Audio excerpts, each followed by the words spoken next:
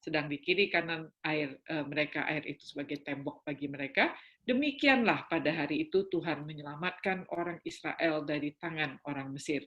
Dan orang Israel melihat orang Mesir mati terhantar di pantai laut.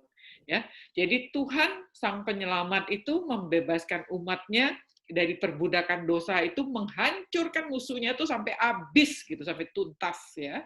Nah, peristiwa ini menandai keterpisahan permanen. Jadi ditandai sudah lewat laut, ditutup, nggak bisa nyebrang lagi. Zaman itu nggak ada kapal ya, nggak ada pesawat, nggak ada apa. Jadi ketika orang Israel itu menyeberang laut itu, dan ketika laut itu ditutup, artinya nggak ada jalan lagi, habis, selesai. Jadi keterpisahan antara orang Israel dan Mesir, antara budak dan orang yang memperbudak, antara kebebasan, kemerdekaan dengan keterikatan itu diputusin gitu, selesai, permanen. Si Firaun, si Mesir, dan tentara-tentaranya semua tenggelam, habis urusan begitu ya. Nah, itu yang terjadi. Dan ayat 31, ayat terakhir, ketika dilihat orang Israel bahwa betapa besarnya perbuatan yang dilakukan Allah, dilakukan Tuhan terhadap orang Mesir, maka takutlah bangsa itu kepada Tuhan, dan mereka percaya kepada Tuhan Yahweh dan kepada Musa, hambanya itu. Jadi mereka melihat ini ya, perbuatan Tuhan yang dilakukan terhadap orang Mesir. Kan dikatakan Tuhan yang berperang, kamu diam aja. Dan ini mereka lihat dengan mata kepala mereka sendiri. Nah, di sini mereka lihat bahwa Tuhan yang memulai, Tuhan yang mengakhiri. Kemuliaannya itu dinyatakan dengan dahsyat tanpa campur tangan manusia. Dari ujung ke ujung, from end to end, itu Tuhan yang kerjain.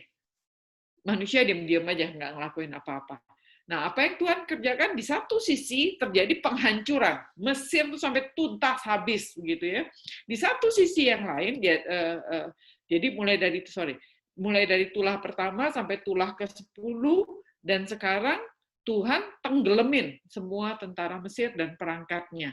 Jadi satu sisi, pekerjaan Tuhan itu menghancurkan kekuatan setan itu ya, kekuatan iblis, kekuatan jahat itu dihancurkan sama Tuhan tuh sampai tuntas. Nah, di sisi yang lain, Tuhan memberikan perlindungan kepada umatnya. Israel itu berada di laut yang sama, tetapi Israel diselamatin. Yang di belakang dihancurin gitu ya. Dan itu sungguh mencengangkan. Bisa laut itu sebelah sana balik, sebelah sini enggak gitu kan. Hebat sekali kejadian seperti itu ya. Jadi perbuatan Tuhan, karya Tuhan itu satu sisi hancurin, satu sisi dia bisa lindungi umatnya. Ya, nah pernyataan kemuliaan ini yang sampai seheboh ini benar-benar menunjukkan Tuhan itu sendiri yang bekerja, dan Tuhan itu berfirman, Tuhan itu bekerja. Ajaib banget gitu, pernyataan kemuliaan itu dengan terang-terangan seperti itu seharusnya menghasilkan umat berespon gitu ya. Nah, responnya itu adalah mestinya adalah rasa syukur yang melimpah. Waduh, nyaris selamat kan gitu ya. Rasa syukur yang melimpah atas anugerah yang menjadi umat pilihan Tuhan. Dan itu bukan karena mereka, karena Tuhan aja kasih sama mereka. Dan harusnya responnya itu menjadi percaya sama Tuhan, taat sama Tuhan, takut, hormat sama Tuhan dan hambanya.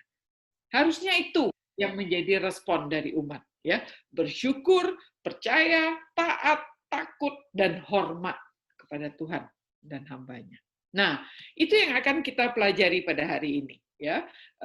Pasal 15 ini saya kasih judul Who is like you, O God, ya. Siapa yang seperti Engkau ya Tuhan? Gimana nandingin Tuhan? Apakah ada Allah lain yang seperti Tuhan? Dialah Allah yang menyelamatkan, nggak ada yang bisa menandingi dia. Nah, itu yang akan kita pelajari di Keluaran 15 ini. Jadi Keluaran 15 ini kalau LAI memberi judul Nyanyian Musa dan Israel. Itu judulnya ya, Nyanyian Musa dan Israel. Jadi ayat 1 dikatakan begini, pada waktu itu Musa bersama-sama dengan orang Israel menyanyikan nyanyian ini bagi Tuhan. Ya, jadi dikatakan di situ pada waktu itu. Jadi setelah tadi itu ya, Tuhan menyatakan kemuliaannya sampai habis orang Mesir tadi itu, maka si umat menjadi takut dan dia takut pada Tuhan dan takut pada si Musa, menghormati Musa.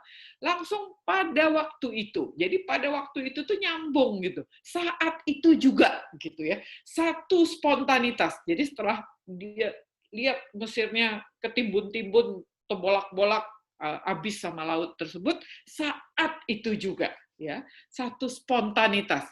Nah, Musa dan orang Israel artinya pemimpin dan umat bersama-sama. Jadi spontan yang bersama-sama, saking takjubnya begitu ya, bisa kompak gitu. Enggak lagi berantem, biasanya Musa sama orang Israel kan banyak cekcoknya gitu. Ini bisa pemimpin sama umat sama-sama syok, mungkin sama-sama takjub, dengan tercengang dengan semua keajaiban tersebut, dengan melihat perbuatan Tuhan yang luar biasa tersebut. Saat itu juga pemimpin dan umatnya bersama-sama, kan begitu ya. Dan mereka bersama-sama apa? Mereka bersama-sama menyanyikan nyanyian bagi Tuhan. Nah, ini ajaib ini. Kalau orang nggak pernah latihan nyanyi, tiba-tiba nyanyi bareng, gimana coba? Ini luar biasa ya. Ini ajaib. Jadi mereka bersama-sama spontan nyanyi gitu, suatu respons untuk mengekspresikan sukacita. Nah, saya nggak kebayang nyanyinya bagaimana ya. Mungkin nyanyinya Musa nyanyi dulu, umat nyanyi ikut gitu ya. Terus Musa nyanyi lagi, terus umat ikut. Intinya mereka bisa kompak dengan satu spontanitas, tapi menyanyi bareng-bareng gitu. Dan itu luar biasa. Dan apa yang dinyanyikan itu adalah rasa ungkapan, aduh nyaris luput, sama kita kayak naik kendaraan gitu ya, nyaris ketabrak gitu, terus gitu. Jadi satu ucapan syukur luput dari maut gitu. Dia udah dikejar sama si Mesir gitu kan, dengan mengerikan begitu. Mesirnya udah bawa panah, udah bawa pedang, udah bawa segala macam, dan tiba-tiba mereka diselamatin gitu. Jadi ungkapan syukur yang meledak begitu. Terus mereka merayakan kemenangan telak. Ini menang itu menang telak gitu loh. Menang nggak kira-kira, menangnya nggak ada dari umat Israel satupun yang mati, yang tenggelam, nggak ada. Jadi ini kemenangannya kemenangan telak, dan ini merupakan perang militer, bukan perang ecek-ecek, perang militer antara Tuhan atas musuh, ya, Tuhan Yahweh atas musuhnya. Seluruh tentara Mesir beserta semua peralatan perangnya hancur, selesai. Ya, itu yang kedua. Yang ketiga, itu juga ungkapan yang nggak ketahan gitu. Kekaguman, takut, hormat akan pribadi Tuhan itu, akan sosok dari Tuhan Yahweh itu sendiri, dan perbuatan-perbuatannya. Itu mengagumkan gitu. Nggak pernah orang melihat seperti itu, dan ini terjadi di depan mata begitu ya, yang Tuhan tunjukkan sedemikian gitu. Jadi ini adalah sebuah bentuk ibadah yang berbeda untuk Tuhan, yang pertama kali dicatat dalam Alkitab. Nah, ini yang penting untuk kita teliti. Kenapa saya katakan ini bentuk ibadah yang berbeda untuk Tuhan? Nah, teman-teman yang udah ikut kelas ini dari Kejadian ya, ingat deh, waktu kita di Kejadian, mana pernah sih ada ayat di dalam Alkitab ini mengatakan umat itu menyanyi gitu. Dari Kejadian loh ya. Nggak ada. Ya, bentuk respon umat kalau Tuhan berfirman, Tuhan selamatin Nuh gitu ya, apa bentuk responsnya? Apakah menyanyi? Nah, jadi ini bentuk ibadah yang berbeda ya untuk Tuhan. Nah, respons umat itu terjadi begini, Kain dan Habel gitu ya, ketika mereka mengucap syukur sama Tuhan, dia pasang altar. Itu gaya ibadahnya tuh begitu gitu. Nuh juga demikian. Ketika diselamatin dengan air bah, selesai mendarat di padang di Gunung Ararat, dia turun, apa yang dia lakukan? Dia bikin mezbah. Abraham ketika dipanggil sama Tuhan dan dijanjikan tanah perjanjian, dia bikin mezbah juga. Ya, lalu kita lihat lagi dari Abraham, anaknya Ishak di Beersheba, ketika dia menggali sebuah sumur dan Tuhan memberikan air berlimpah-limpah, dia membuat mezbah juga. Yakub di battle ketika dalam perlarian dari Esau dan dia melihat tangga Tuhan itu, yang dilakukan apa? Dia bikin mesbah juga dan kasih tugu di situ. Begini gaya orang zaman dulu tuh untuk beribadah begitu. Nah, ini yang kita lihat. Bahkan ketika kita masuk ke dalam Keluaran, ketika Musa diutus balik ke Mesir, apa yang dia lakukan? Bahkan kita baru belajar 1-2 pasal yang lalu. Bicara tentang Paskah dan bicara tentang roti tidak beragi, bukan? Nah, bagaimana bentuknya? Bentuknya sama. Kita mengambil kambing, mengambil domba, terus dipotong, dibubuhkan di dalam ke pintu, terus dimakan dengan roti tidak beragi dalam keadaan bersiap-siap gitu kan. Dan itu merupakan ibadah untuk Tuhan. Nah, sehingga si Musa ini nih, nah itu yang kita harus paham ya. Jadi apa sih sebenarnya ibadah? Apa sih ibadah? Berarti Musa tadi salah dong nyanyi kan gitu ya. Apakah kita sekarang di gereja nggak boleh nyanyi gitu? Zaman dulu ini ibadahnya modelnya potong kambing semua nih. Gimana nih ceritanya? Nah, mari kita memahami apa arti ibadah ya. Jadi saya akan membantu kita semua untuk mengerti dulu apa sih arti ibadah, apa sih worship? Apakah worship itu menyanyi? Kalau kita lihat perjanjian lama tadi nih dari kejadian sampai keluaran, nggak ada tuh menyanyi-menyanyi. Ini baru Musa mau menyanyi ini. Yang tadinya enggak, potong kambing semua. Jadi apa arti ibadah? Nah, ibadah menurut si Louis Giglio, ini satu definisi yang sangat baik ya. Dia bilang begini, ibadah adalah respon.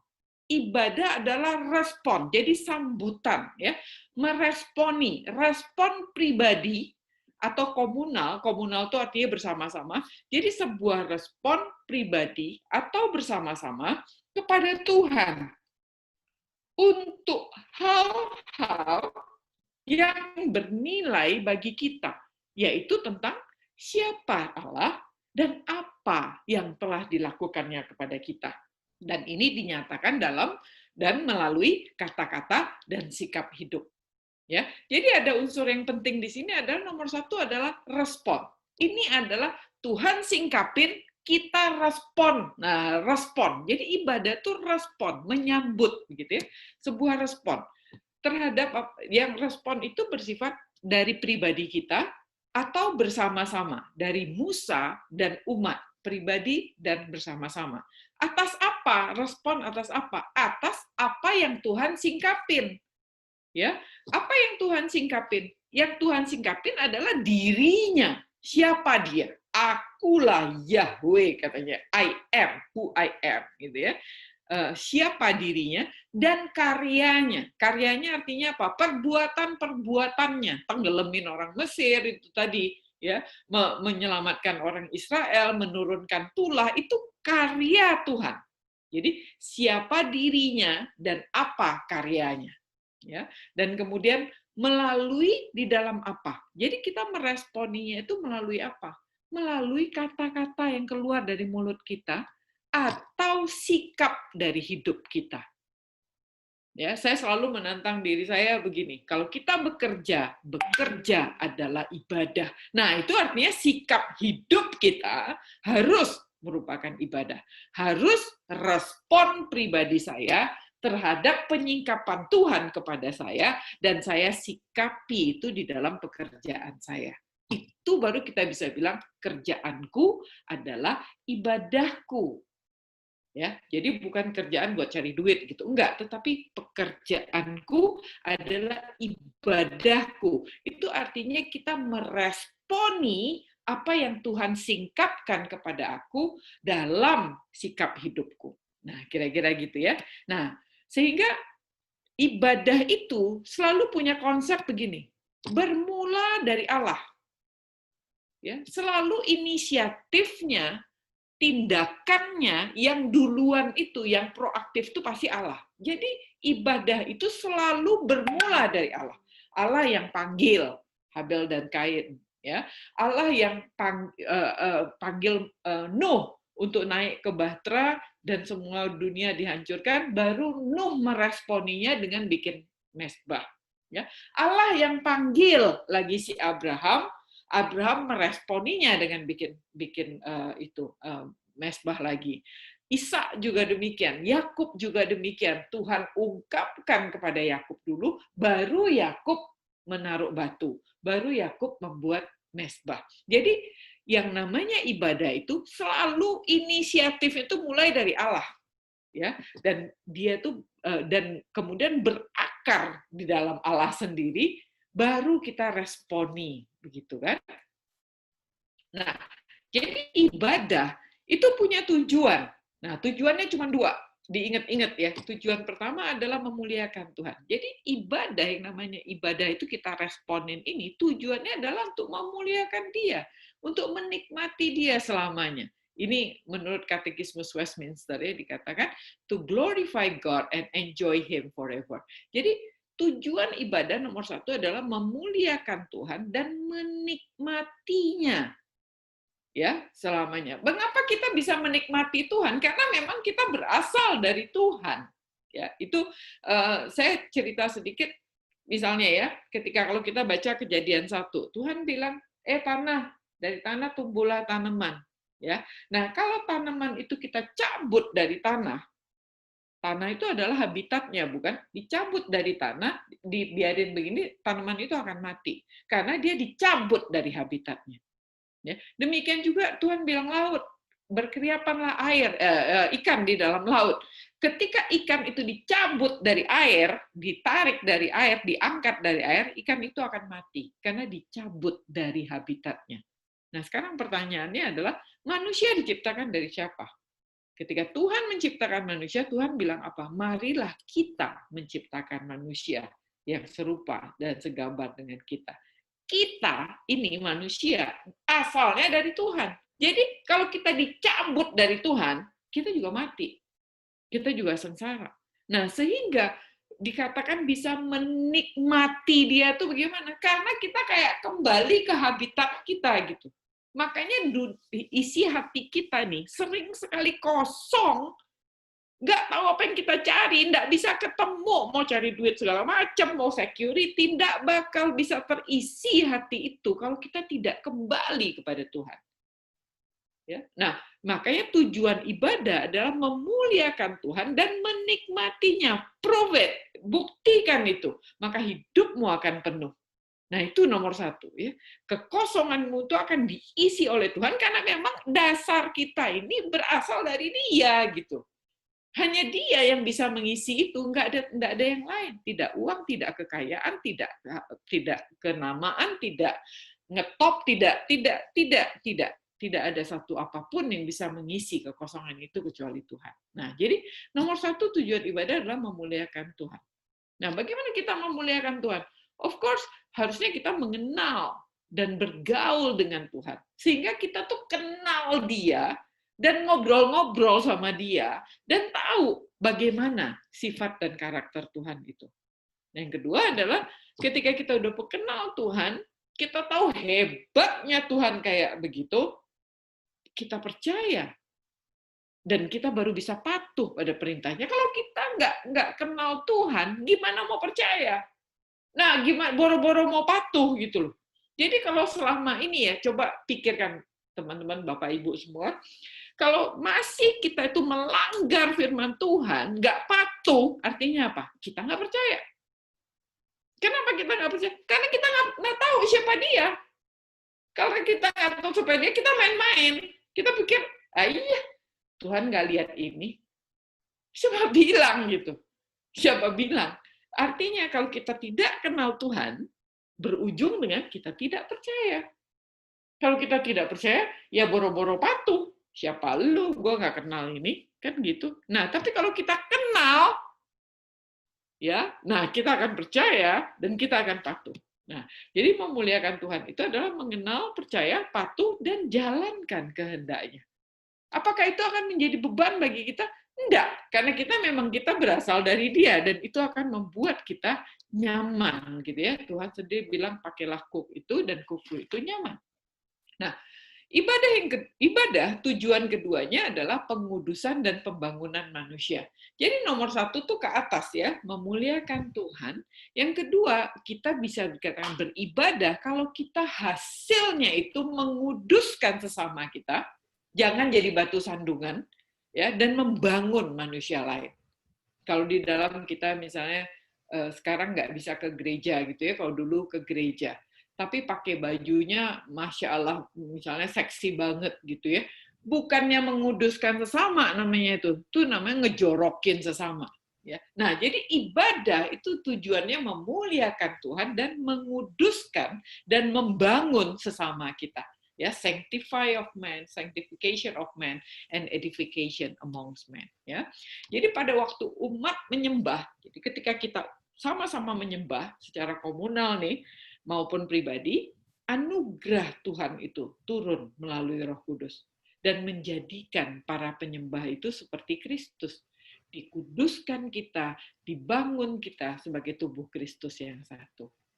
Nah, jadi saya kasih jargon ya, mutu kuat, mesti ingat-ingat nih. Jadi ibadah itu bertujuan itu ada dua, muliakan Tuhan dan kuduskan umat. Ya, memuliakan Tuhan dan menguduskan umat. Jadi disingkat dengan mutu kuat, gitu ya, kita bilang begitu. Jadi ingat-ingat itu. Jadi kalau ibadah tujuannya apa? Mutu kuat, muliakan Tuhan, kuduskan umat. Itu yang namanya ibadah ya, untuk Tuhan dan untuk sesama. Nah, jadi menyanyi nyanyian pujian ketika itu nih di Keluaran 15 ini menjadi salah satu bentuk ibadah bagi Tuhan sekarang ini kan gitu.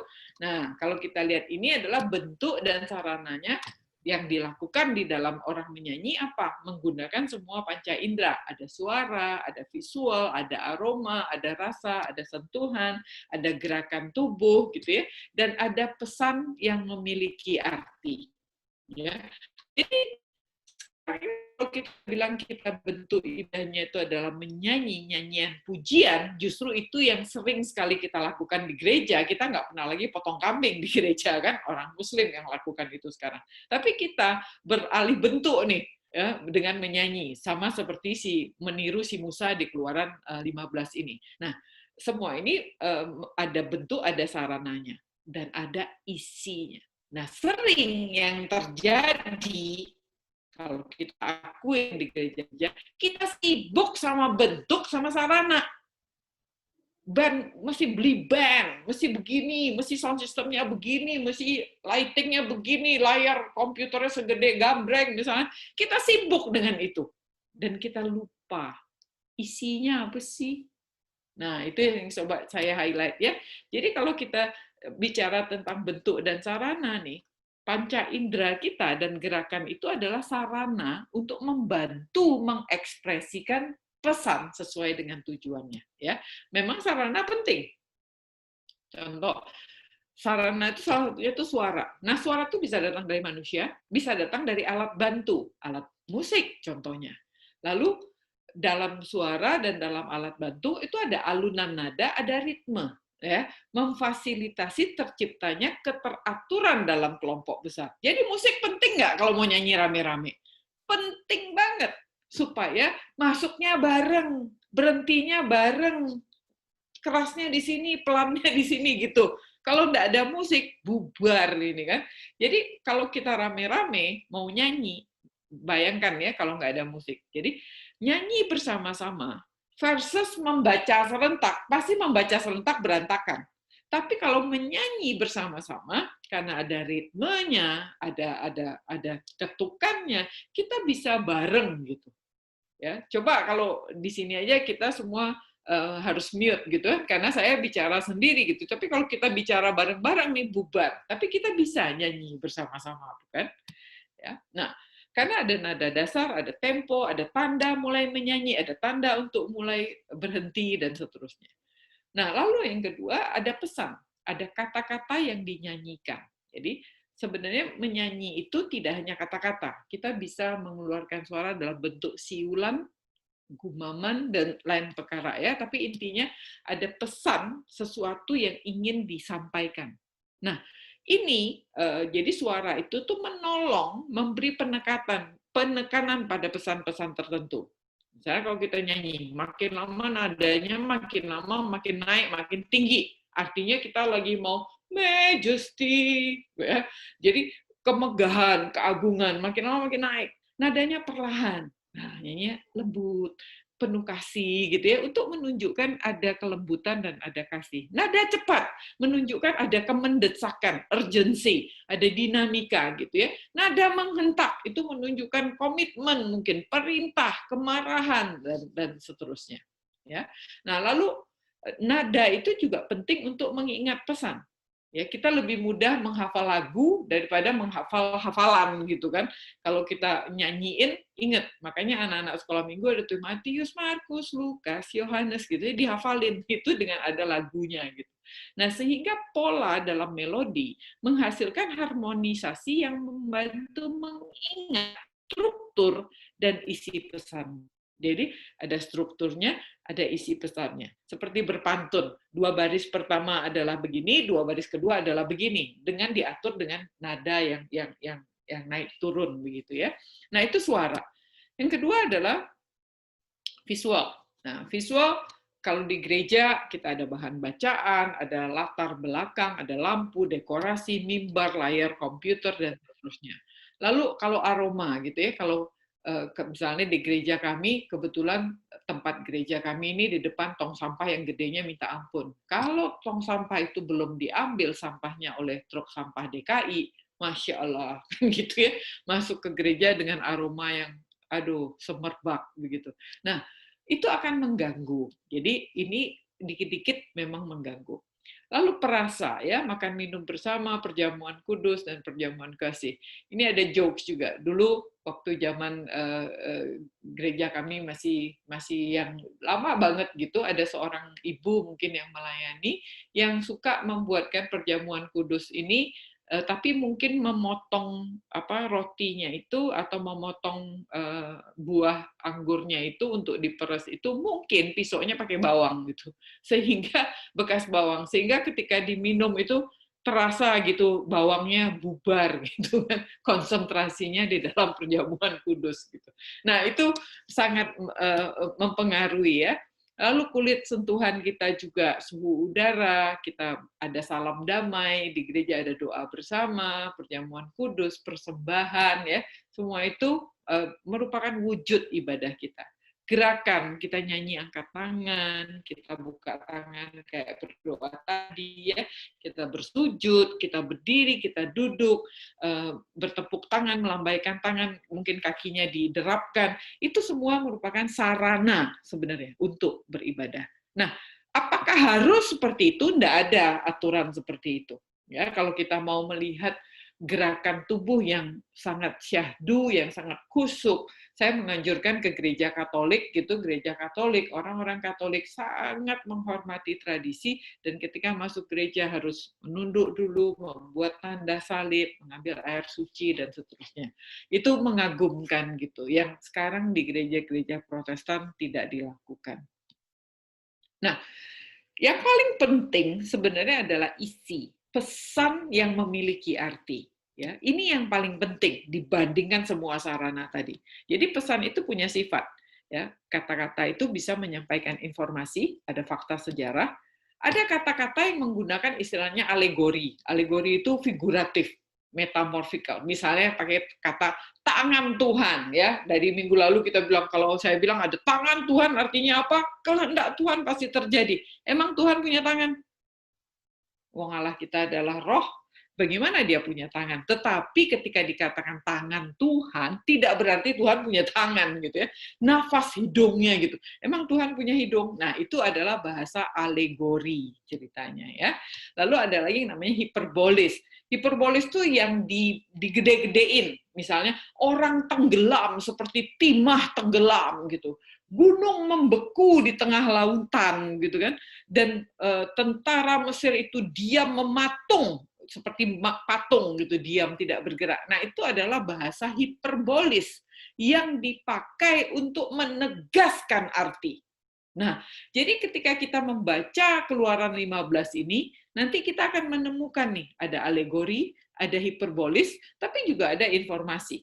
Ya, nah itu mesti kita tahu dan apa tujuannya. Artinya menekankan pesan tersebut. Ya, nah bentuknya apa? Kata-kata ini bisa ditulis dalam bentuk prosa, tulisan begitu, puisi atau kiastik yang pernah saya ajarkan. Makin lama kayak anak panah gitu ya, untuk menyatakan satu inti pesan di tengah-tengah yang paling penting, terus menyebar lagi ke bawah. Nah itu namanya kiastik. Ya. Nah tujuannya adalah memberikan penekanan-penekanan tertentu kepada pesan. Saya berkali-kali bilang kalau Musa mencatat dalam bentuk puisi, itu artinya dia lagi tulis isi hatinya Tuhan gitu loh. Jadi bukan informasi gitu. Kalau dia menulisnya, demikianlah diperbuat orang Israel, mereka melakukan firman Tuhan, demikianlah diperbuat mereka. Nah, kan berulang-ulang seperti itu untuk menunjukkan Tuhan itu senang kalau umat itu melakukan apa yang dia perintahkan. Nah, ya, itu dia. Jadi kita masuk ke Keluaran 15. Dikatakan juga ini adalah the Song of Moses. Nah, jadi Keluaran 15 ayat 1 sampai 18 itu berisi begini. Nah, ini saya harus membacanya mestinya dengan menyanyi, tapi saya nggak jago menyanyi dan sudah mencoba mencari beberapa referensi KO saya. Jadi saya menantang teman-teman yang mendengarkan malam ini, saya yakin di antara kita ada orang yang punya talenta musik, tolong pikirkan membuat lagu dari Keluaran 15 ini. Karena Keluaran 15 ini merupakan nyanyian kemenangan yang harusnya bersemangat. Ya, nah saya coba menyampaikannya itu dengan kata-kata aja. Lalu Musa bersama-sama dengan orang Israel menyanyikan nyanyian ini bagi Tuhan. Aku mau menyanyi bagi Tuhan, bagi keagungannya mengagumkan. Kuda dan penunggangnya dihempaskannya ke dalam laut. Tuhan itu kekuatanku dan kuat kuasaku. Ia telah menjadi keselamatanku. Ialah Allahku. Aku mau memujinya. Ialah Allah leluhurku, aku mau mengagungkannya. Tuhan adalah kesatria peperangan. Tuhan itulah namanya. Kereta-kereta berkuda dan pasukan tentara Firaun dicampakkannya ke dalam laut. Para perwira pilihan Firaun tenggelam di laut Teberau. Samudra Raya menelan mereka. Seperti batu mereka tenggelam ke dalam laut yang kelam. Tangan kananmu ya Tuhan adalah kekuatan yang mengagumkan. Tangan kananmu ya Tuhan mencabik-cabik musuh. Dalam kemuliaanmu yang hebat, engkau menghempas orang-orang yang menentangmu. Engkau menyemburkan api murkamu yang membara, memusnahkan mereka seperti api membakar jerami. Dengan hembusan nafasmu, ombak samudra bergulung-gulung naik, menjulang tinggi seperti gunung kokoh yang membeku di jantung samudra. Musuh berkata, akan ku kejar dan akan ku susul mereka, akan ku rampas dan akan ku bagi-bagikan rampasanku, akan ku lampiaskan nafsuku, akan ku tebas dengan pedang dan akan aku hancurkan dengan tanganku sendiri. Tetapi engkau menghembuskan nafasmu dan ombak dahsyat menyapu musuh. Seperti timah mereka tenggelam ke dalam samudra raya. Siapakah yang seperti engkau ya Tuhan? Allah mana yang dapat menyandingi engkau ya Tuhan? Engkau sungguh agung dalam kekudusanmu, mengagumkan dalam kemuliaanmu, karyamu ajaib mencengangkan. Engkau mengulurkan tangan kananmu, dan bumi pun menelan mereka. Dalam kasih setiamu, engkau menuntun umat yang telah kau tebus. Dalam kekuatanmu, engkau membimbing umatmu ke tempat kediamanmu yang suci. Bangsa-bangsa akan mendengar dan gemetar. Kengerian mencekam seluruh penduduk Filistin. Dan kepala-kepala kaum Edom akan gemetar ketakutan. Para pemimpin Moab akan dibayangi kengerian yang menakutkan. Dan semua penduduk Kanaan akan ciut tak bernyali. kengerian dan ketakutan akan menimpa mereka. Dengan keperkasaan tanganmu, mereka akan diam, mematung seperti bongkahan batu, sampai umatmu menyeberang. Ya Tuhan, sampai umat yang telah kau tebus menyeberang. Engkau membawa dan mengokohkan mereka di gunung kepunyaanmu, di tempat yang telah kau buat menjadi kediamanmu, ya Allah, di tempat kudus, ya Tuhan, yang kau dirikan dengan tanganmu. Tuhan akan memerintah kekal selama-lamanya. Nah, itu lagunya Musa. Ya, gitu ya, saya begitu pintar berpuisi. Saya berharap teman-teman bisa mendapatkan semangat dari lagu itu karena mereka menyaksikan kebesaran Tuhan. Nah, ayat 19-21, ketika kuda-kuda Firaun datang dengan kereta-kereta dan orang-orangnya ke dalam laut, maka Tuhan mengembalikan air laut menyapu mereka. Tetapi orang-orang Israel berjalan di atas tanah kering di tengah-tengah laut. Lalu Miriam, Nabiah itu saudara perempuan Harun, mengambil rebana di tangannya dan tampillah semua perempuan mengikutinya. Memukul rebana serta menari-nari, dan bernyanyilah Miriam memimpin mereka. Bernyanyilah bagi Tuhan, sebab ia telah menang dengan gemilang kuda dan penunggangnya telah dilemparkannya ke dalam laut. Nah, gitu ya. Nah, itu Keluaran 15. Jadi Keluaran 15 ini menyanyikan pujian untuk Tuhan. Merupakan sebuah respons atas penyingkapan Tuhan. Pribadinya, karakternya, karyanya sebagai Tuhan Allah Israel. Jadi Tuhan yang penuh kasih, setia, peduli, berbelas kasih pada umat. Kehadiran dan penyertaan pribadi Tuhan selalu ada bersama-sama umatnya. Nah, ini yang diresponin sama umat. Wah, buset gitu. Kita dari tulah demi tulah diikutin terus gitu ya, dilindungin terus sampai ini dikeluarin dari Mesir dan sudah dikejar-kejar di padang gurun seperti ini dan Tuhan selamatin. Ya. Nah, jadi keagungan Tuhan, kemuliaan Tuhan, kuat, perkasa, berkuasa itu bertindak menyelamatkan umatnya. Tuhan memegang dan menggenapi janjinya.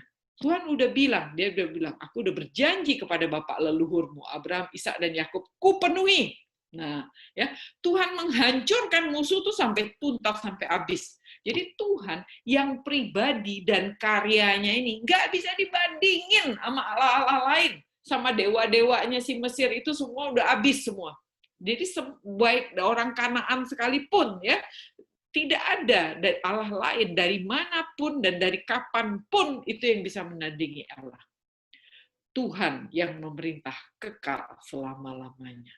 Ya, jadi ini merupakan sebuah respon yang menyingkapi pribadi, karakter dan karya Tuhan yang maha hebat itu. Nah, kita saksikan ya, bagaimana Tuhan itu menyingkapkan dirinya. Bagaimana Tuhan menyingkapkan dirinya? Yang paling sederhana adalah Tuhan menyingkapkan dirinya dalam firman-Nya. Jadi ketika kita baca firman Tuhan ini, Tuhan sedang menyingkapkan dirinya. Kalau kita nggak sungguh-sungguh membaca firman Tuhan, kita nggak bisa tangkap bagaimana Tuhan itu lagi menyingkapkan dirinya. Nah, makanya harus dengan serius baca firman Tuhan dan dengan serius menggumulkannya. Ya, di Keluaran 6 ayat 2, Tuhan bilang kepada Musa dan berkata, I am the Lord. Aku ini Tuhan, Yahweh. Nah, itu nomor satu tuh. Tuhan mengungkapkan dirinya itu langsung di dalam firman-Nya. Ya. Nah, yang kedua adalah Tuhan mengungkapkan dirinya itu nomor satu melalui firman-Nya, yang kedua melalui karyanya.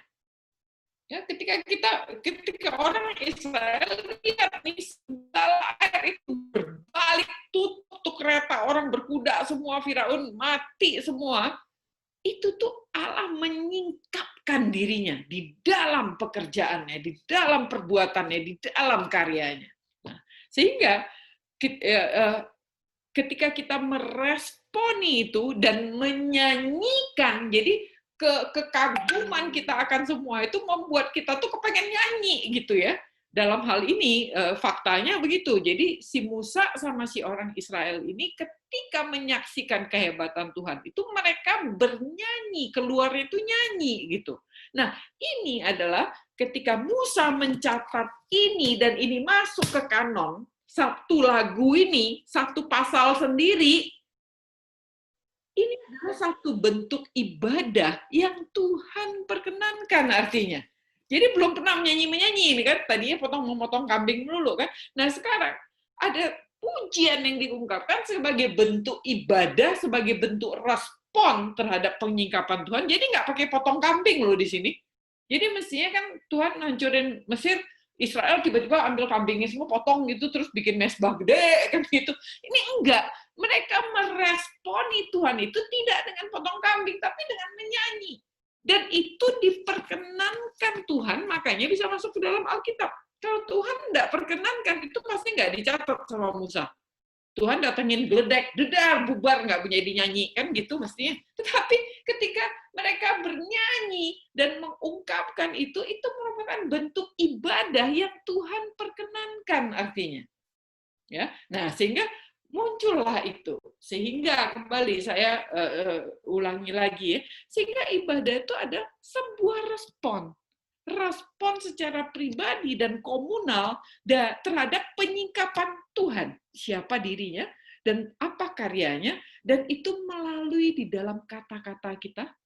Jadi kita di dalam berdoa, dalam bernyanyi, mengungkapkan kata-kata, belum ngapa-ngapain, itu adalah ibadah yang berkenan kepada Tuhan.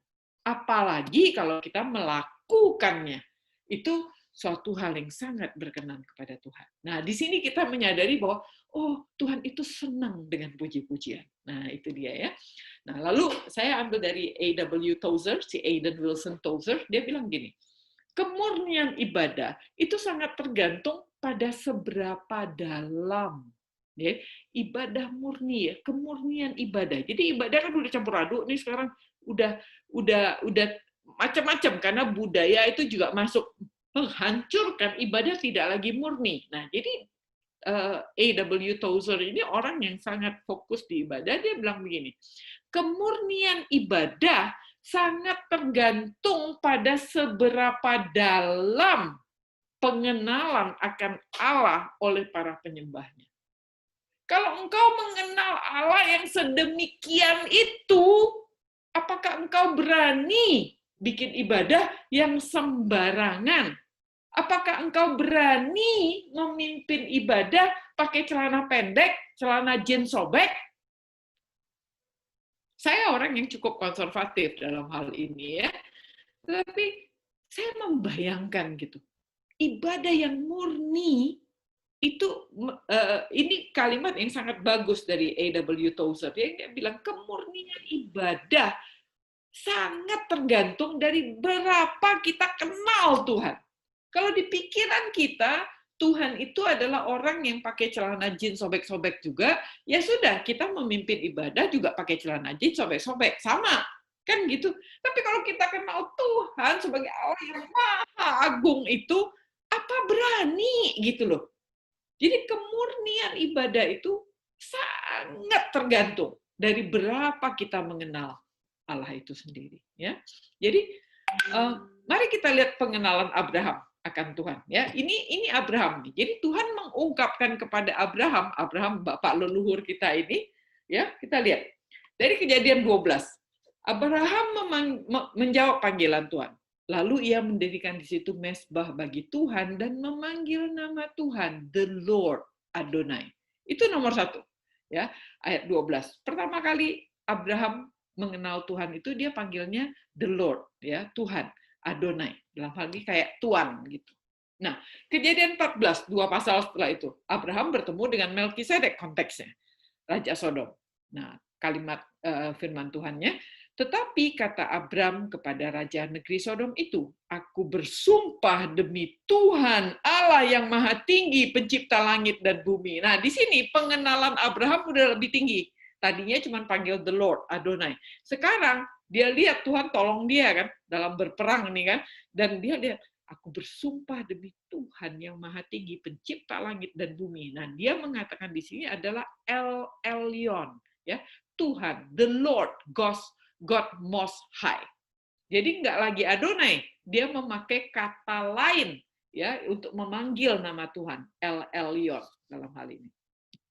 Lalu satu pasal setelah itu, nah ini si Abraham lagi ketemu Tuhan dalam perjanjian tentang keturunan. Tuhan menjanjikan keturunan pada dia. Nah, ayatnya begini, kemudian datanglah firman Tuhan kepada Abram dalam suatu penglihatan. Jangan takut Abram, akulah perisaimu, upahmu sangat besar.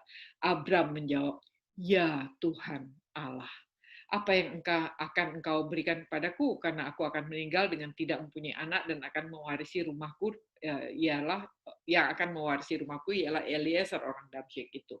Nah, di sini Abraham memakai kata "O Sovereign Lord, Elohim", Allah pencipta langit dan bumi. Ingat ya, ini juga ada di Kejadian 1, Elohim.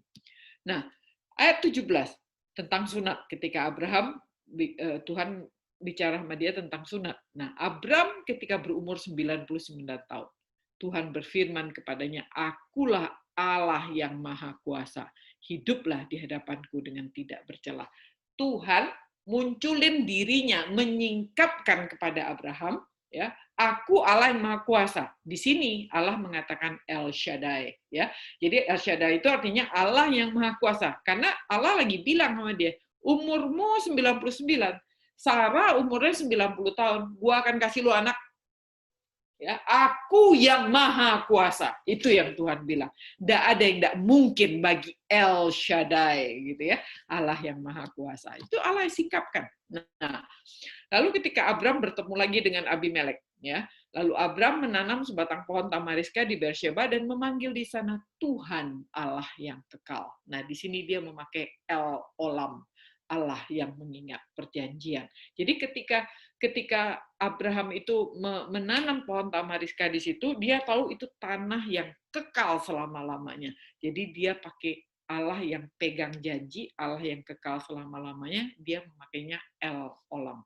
Ya. Nah, lalu Kejadian 22. Ini terus ya. Jadi pengenalan Abraham akan Tuhan itu bertambah. Nah, ini saat Ishak mau dikorbankan. Dan Abraham menamai tempat itu Tuhan menyediakan. Kita tahu ya, itu kan favorit banget kita bilang Jehovah Jireh. Itu artinya Tuhan menyediakan. The Lord will provide. Nah, dan itu yang pengenalan Abraham makin lama terhadap Tuhan sampai dia mengenal, oh, dia adalah Allah yang akan menyediakan. Itu Abraham, orang yang baik-baik saja. Maksud saya tuh nggak pernah nggak menderita gitu ya. Dia orang baik-baik saja. Keluarga ya, dia diberkati Tuhan, keluarganya baik-baik aja. Kalau perang ya menang kan gitu. Nah, ada orang yang sengsara nih. Saya mau tunjukin ya. Bagaimana pengenalan Abraham akan Tuhan, bagaimana pengenalan Hagar akan Tuhan. Hagar siapa? Istri keduanya Abraham ya. Ketika Hagar dikasih sama si Sarah sebagai budaknya untuk punya anak, Hagar kemudian hamil kan, kemudian dia mau punya anak dan lagi hamil gede begitu, dia agak sombong, Sarah marah sama dia, terus diusir dia kan, dibuang begitu. Nah, ketika Hagar itu sangat desperate, sangat sengsara karena dia di padang gurun, nggak punya air, nggak punya makan, udah mau mati begitu. Nah, Tuhan menemui dia. Nah, ini dia. Kemudian Hagar menamakan Tuhan yang telah berfirman kepadanya bahwa dengan sebutan engkaulah El Roy, sebab katanya bukankah di sini kulihat dia yang telah melihat aku. Jadi di dalam penderitaan Hagar itu menemui Tuhan dan mengenal Tuhan dan dia tahu Tuhan lihat dia. Nah, dipanggil Tuhan itu sebagai El Roy. Jadi dia memberi nama kepada Tuhan. Ya, ayat 11. Selanjutnya kata malaikat Tuhan itu kepadanya, engkau akan mengandung dan melahirkan seorang anak laki-laki dan menamai dia Ismail. Sebab Tuhan telah mendengar tentang penindasan atasmu itu. Jadi Tuhan pertama kali kasih dia Ismail. Ya, ayat 11. Tuhan telah mendengar engkau. diresponi sama Hagar. Engkau sudah lihat aku, jadi aku kasih nama engkau El Roy, ya. Jadi yang satu, Tuhan telah mendengar, si Hagar bilang engkau telah lihat aku. Jadi Tuhan itu nggak pernah tinggalin, nggak pernah. Hagar itu orang Mesir, bukan bagian dari umat Tuhan gitu ya. Tapi Tuhan tidak pernah meninggalkan. Tidak pernah ada orang yang bisa bilang aku sendirian. Tuhan itu pasti lihat, Tuhan itu pasti dengar, Tuhan itu pasti tahu, mengerti dan menolong. Ya, dan Tuhan itu bertindak berdasarkan kebenaran yang sesungguhnya dalam setiap situasi. Dalam hal ini Hagar benar. Allah turut berjuang melindungi dan membebaskannya, ya. Dan penderitaan. Kan kita belajar kan beberapa minggu lalu tuh tentang penderitaan. Penderitaan itu Tuhan tidak pernah datang dari Tuhan, tapi penderitaan itu diizinkan oleh Tuhan. Kan penderitaan itu kan datang dari keserakahan kita sebenarnya. Karena serakah kita menderita, atau orang lain serakah kita menderita. Pokoknya penderita itu selalu datang dari keserakahan, baik diri sendiri ataupun orang lain. Ya. Nah, tetapi Tuhan mengizinkan penderitaan itu. Mengapa? Karena dengan menderita, penderitaan itu membuat orang itu lebih peka terhadap kehadiran Tuhan. Contohnya si Hagar ini. Dengan menderita, dia bisa merasakan Tuhan melihatnya. Tanpa kita menderita, kita nggak ketemu Tuhan. Jadi penderitaan orang itu membuat orang mengenal karakter Tuhan lebih dalam lagi. Jadi Bapak Ibu, kalau sekarang kita lagi menderita, Anda mesti betul-betul duduk diam dan bilang, Tuhan terima kasih. Tuhan mau ungkapkan apa. Karena penderitaan itu membuat kita itu peka terhadap kehadiran Tuhan, dan penderitaan itu membuat kita tuh kenal karakter Tuhan. Ya, contohnya si Hagar ini. Dia bisa kasih nama Tuhan El Roy gitu, dia yang melihat aku. Jadi penderitaan itu memperdalam pengenalan kita akan Tuhan. Ya, semua kita pasti mengalami penderitaan selagi masih di dunia ini. Tidak ada pengecualian untuk orang Kristen. Ya, mentang-mentang Kristen nggak menderita, enggak, malah lebih cilaka. Ya, pada Perang Dunia I, Nagasaki, kota di Jepang yang paling banyak penduduk Kristennya, kena bom juga, sama seperti Hiroshima. Ya, jadi jangan bilang orang Kristen nggak menderita, banyak penderitaan. Penderitaan orang Kristen diizinkan, Tuhan izinkan terjadi. Justru untuk menjadi sarana menemukan dan mengenal pribadi dan karakter Tuhan lebih dalam lagi. Ayat firman Tuhannya datang dari sini, Yohanes 15 ayat 19. Sekiranya kamu dari dunia, tentulah dunia mengasihi kamu sebagai miliknya. Tetapi karena kamu bukan dari dunia, melainkan aku telah memilih kamu dari dunia. Sebab itulah dunia membenci kamu. Ya,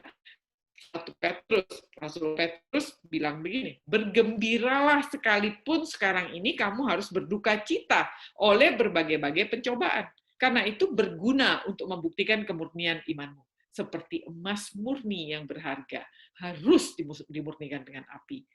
Dimurnikan dengan api itu sakit, ya, sehingga kamu memperoleh puji-pujian dan kemuliaan dan kehormatan pada hari Yesus Kristus menyatakan dirinya. Emas yang murni itu kita bisa bercermin loh di dalamnya. Murni, transparan gitu, kita bisa lihat kayak kaca sempurna begitu. Tapi untuk menghasilkan emas yang murni semengkilap itu, kita harus dibakar.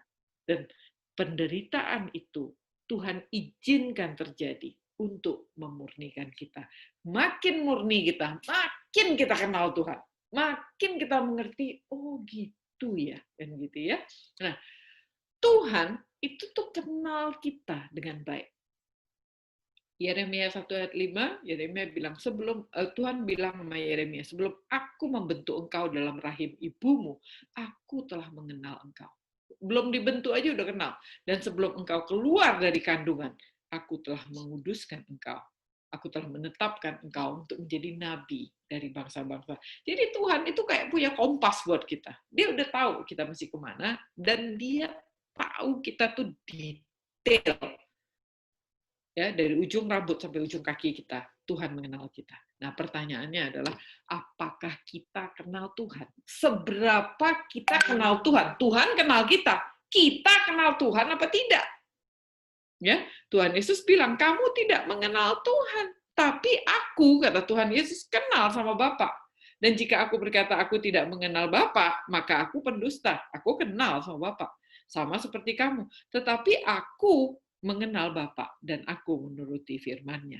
Nah, pertanyaannya, berapa kamu kenal Tuhan? Ya, yang kita lihat cuma ujungnya doang, bawahnya kita nggak kenal Tuhan. Nah, bagaimana kita kenal Tuhan? Itu tadi, apa banyak-banyak menderita gitu ya? Mau nggak kita mengenal Tuhan secara pribadi? Itu pertanyaannya. Nah, sehingga bentuk menyanyi puji-pujian itu merupakan suatu bentuk ibadah yang Tuhan perkenankan tadi ya. Jadi nggak hanya potong kambing gitu, tetapi menyanyi pun, rupanya Tuhan berkenan loh dengan menyanyi. Nah, inilah inti pesan dari seluruh kitab Keluaran. Ya, makanya ini dicatat di pasal 15 ini. Satu pasal itu dipakai untuk menyanyi doang gitu ya.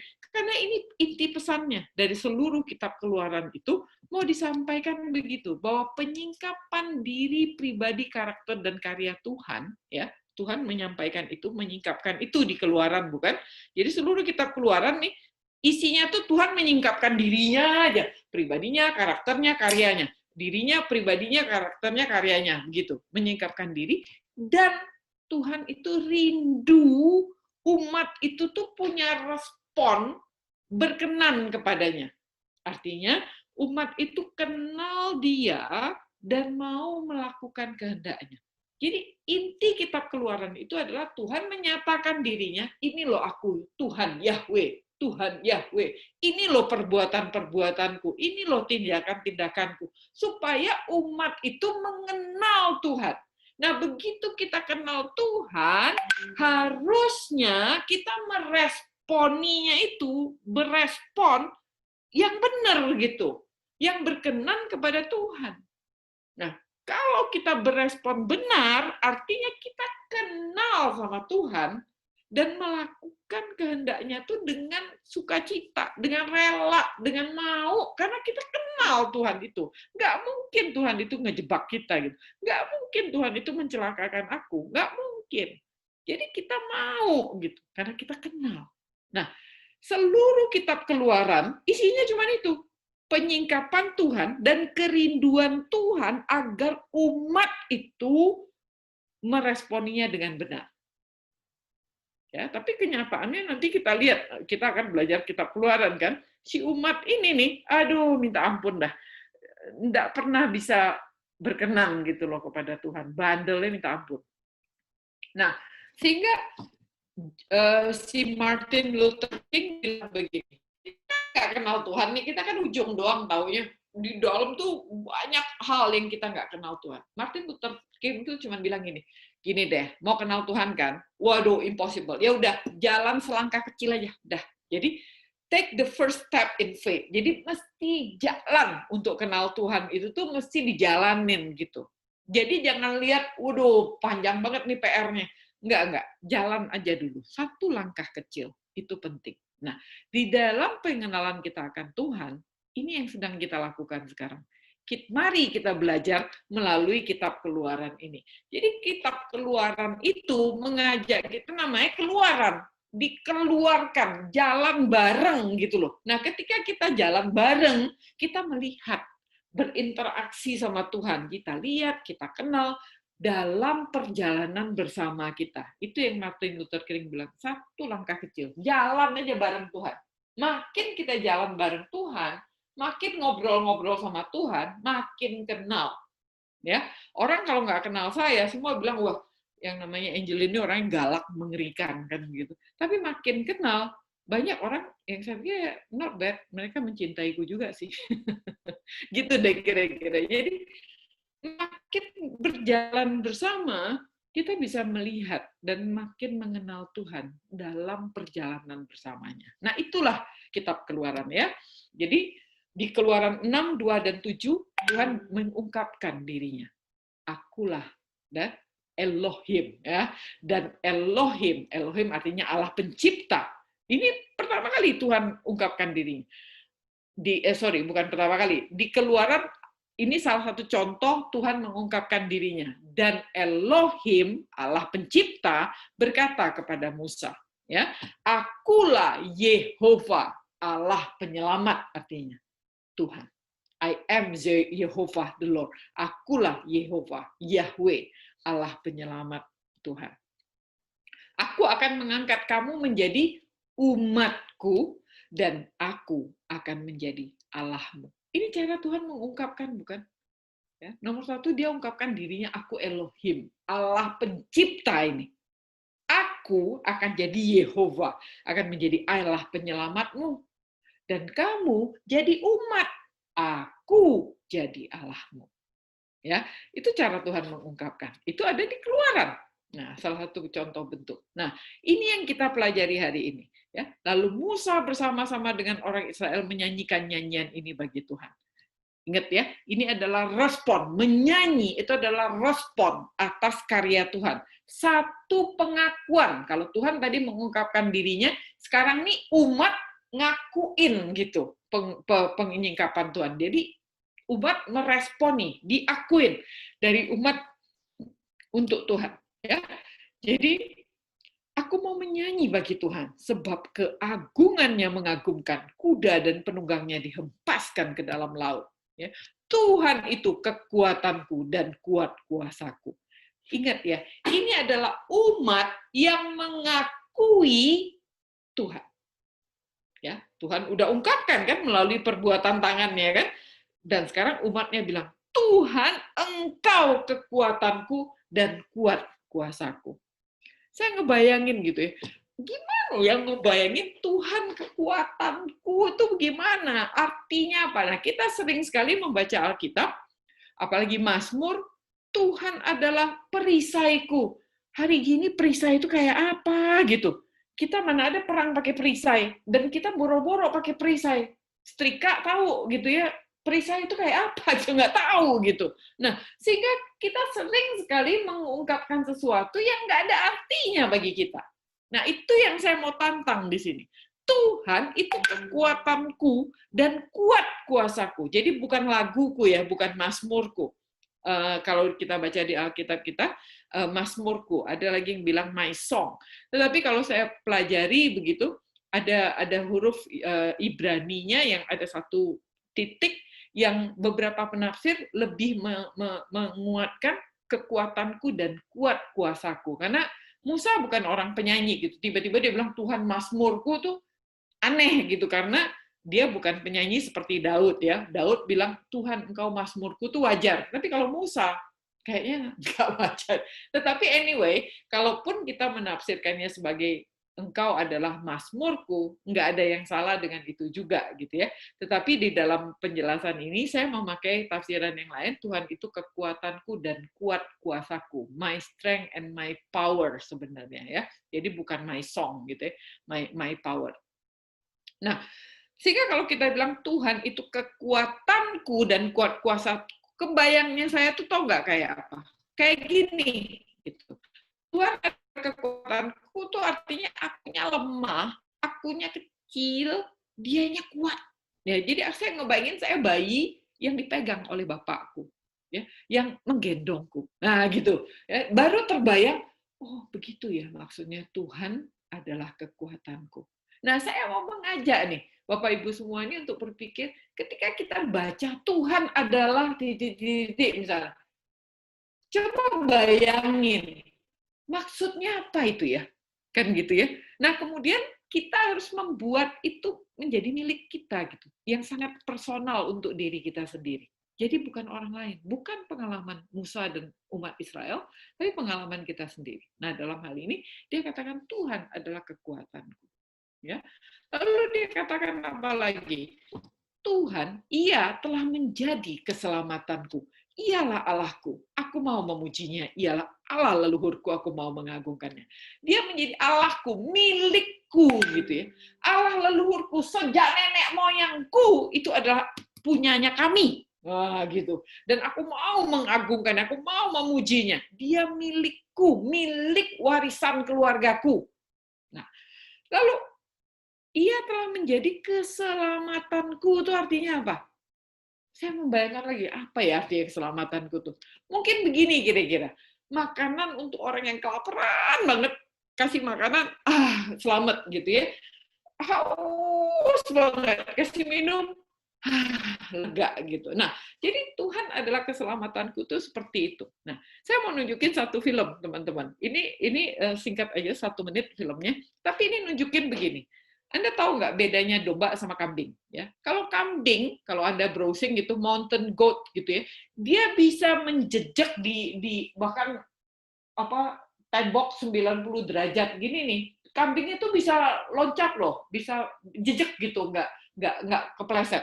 Nah, domba nggak bisa. Domba tuh kakinya ini rata, itu nggak bisa ngejejek. Nah, sehingga domba itu sangat gampang meluncur gitu ya. Sheep then just Nah, ini contoh ya. slid Jadi down a bit of rock onto a bit of grass. Jadi film ini di videoin oleh orang amatir nih, pakai handphone nih ceritanya. Dia gembala domba, terus dia liatin nih kan, waduh ada 2 nih biri-biri domba ada di situ tuh. Waduh celaka, gimana nih caranya gitu kan. Nah, jadi dia memvideokan ini. Ya, mari kita nonton sejenak ya. Nothing we can do. Nah, dia bingung apa yang harus dilakukan nih katanya. Except film. Ya. Doesn't look good. Doesn't look good at all. Sesak napasnya. Oh! Hello! There, gone. It's gone. Hello! Ya. Ya, jadi That sheep then. Jadi, nah saya mau menyambungkan cerita ini kepada Mazmur 49 ya. Kalau kita baca Mazmur 49 ayat 14 sampai 18 mengatakan begini. Inilah jalannya orang-orang yang percaya pada dirinya sendiri. Ajal dari orang-orang yang gemar dengan perkataannya sendiri. Ayat ini tahu nggak? Waktu saya baca pertama kali itu tuh kayak nempelengin saya banget. Karena saya ini orang marketing. Saya kerja di marketing itu 26 tahun. Orang marketing itu adalah orang yang orang suka bilang tuh tukang bohong gitu ya. Tukang pinter ngomong, pinter bercerita, ngomongnya cuma manipulasi doang. Saya sih nggak percaya itu sih ya. Tapi banyak orang bilang orang marketing begitu, bukan? Orang-orang yang pinter cipoin orang lah kan gitu. Nah, jadi ketika membaca ayat ini, itu tuh kena banget karena saya berada pada lingkungan ini. Jadi Mazmur 49 ini bilang, inilah jalan orang yang percaya pada dirinya sendiri. Ajal orang-orang yang gemar dengan perkataannya sendiri. Seperti domba, mereka meluncur ke dalam dunia orang mati, digembalakan oleh maut. Mereka turun langsung ke kubur, perawakannya hancur, dunia orang mati, tempat kediaman mereka. Jadi kita nih ya, di dunia nih, coba lihat Bapak Ibu semua, kita tuh bayar mahal hanya untuk belajar bicara. Lesson anak PR, kan gitu, kita sekolah untuk komunikasi, public speaking, dan seterusnya. Kita adalah orang-orang yang gemar dengan suara kita sendiri, dengan perkataan kita sendiri. Berlomba-lomba, harus pede, harus percaya pada diri sendiri, nggak boleh malu, harus tampil, harus begini, harus begono. Begitu bukan dunia ini mengajarkan kita. Pemazmur bilang gini, seperti domba. Teman-teman kita yang ada di marketplace, kita yang ada di marketplace, sadar nggak sadar, kita tuh seperti domba yang nggak bisa tahan itu, contoh film itu. Meluncur, nggak tahan, meluncur kita ke dalam maut tanpa kita sadar, dan kita nggak bisa tolong diri kita sendiri. Ya, nggak bisa tolong. Seperti domba nih meluncur nih, si gembalanya lihat nih, mau gimana? Nggak bisa tolong itu domba. Cuman bisa nonton doang dia videoin, selesai urusan domba, selesai kan.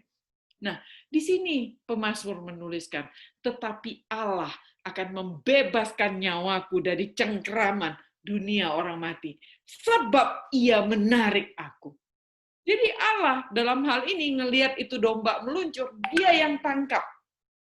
Itu yang disebut Allah keselamatanku.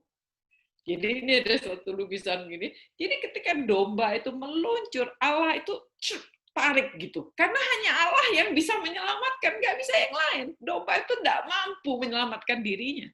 Nah ini dia. Ini yang artinya Allah adalah keselamatanku.